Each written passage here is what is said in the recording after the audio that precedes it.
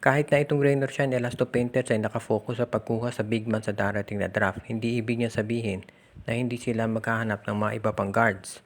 At sa ngayon, itong Magnolia mukhang handang magbigay ng offer dito sa Rain or Shine pati na sa Phoenix Fuel Masters. Ang isa nating nakikita dyan na pwedeng mangyari ay itong si Richie Rivero ay mapupunta dito sa Magnolia. Dito naman sa Rain or Shine makukuha nila si Gio Halalon. At ito namang Phoenix Fuel Masters makukuha si Andre Karakot.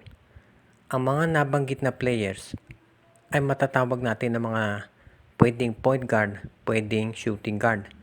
O kung gusto ng coach ng small ball, pwede rin ilagay sa small forward. Ibig sabihin, marami silang magagamit na posisyon dito sa loob ng court. At yan ang dahilan kung bakit yan ay magkakaroon ng magandang fit kung sa Phoenix, sa Rain or Shine at Magnolia pag-uusapan. Si Richie Rivero, alam natin na scorer yan, nasa college pa lang. At dito sa Phoenix, ganyan na kanya pinapakita. Kaya hindi na nakapagtataka na isa ito sa mga players na magugustuhan ng Magnolia Chicken Templados.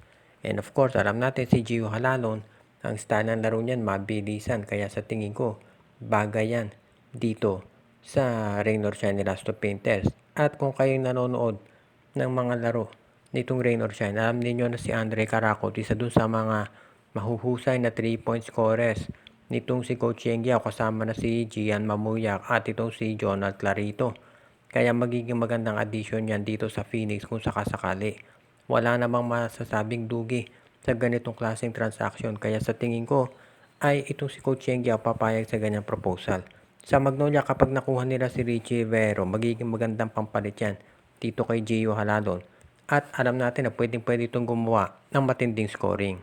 Ang Terra Firma Jeep ngayon ay namumroblema kung ano ang gagawin dito sa kanilang lineup dahil kinakailangan nila na una-una humanap ng pampalit dito kay Javi Gomez de Leaño dahil ito ay nasa South Korea at doon na naglalaro. Ang isa pa nilang problema ngayon ay baka nga matrade itong si Stephen Holt, Wamit Yongson o kaya si Isaac Go dito sa Hinebra, SMB or sa Magnolia. At may posibilidad din na mawala yung draft pick nila dahil baka ibigay ito sa Barangay Hinebra para makuha itong si Kaylan Tiongson.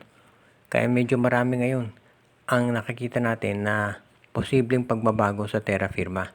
Kung inyong maaalala, pagkatapos na matalo dito sa quarterfinals ng Terra Firma sa San Miguel, sinabi ni Coach Cardel na isa sa kanyang mga wish ay manatili yung kanilang core lineup. Itong si Holt, si Tiongson, si Go at si De Leaño. Pero hindi yan nangyari, alam natin dahil ito si De Leaño umalis na nga. At kung mawawala pa itong si Stephen Holt o kaya itong si Isaac Go o si Tiongson, talagang masisira na yung core ng Terra Firma at sabi nga nila, back to square one ulit.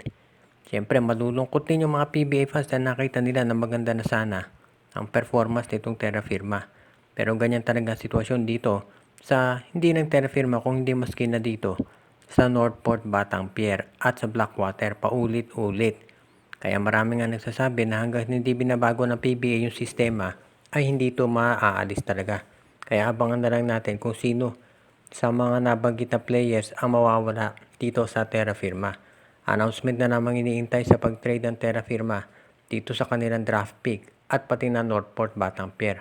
Kaya sa ngayon, ito si Coach Jana Del Cardel tinitignan sa mga players na available sa free agency kung sino pwede nilang makuha para mapunuan yung mga inaasahang pagkawala ng mga top players nila.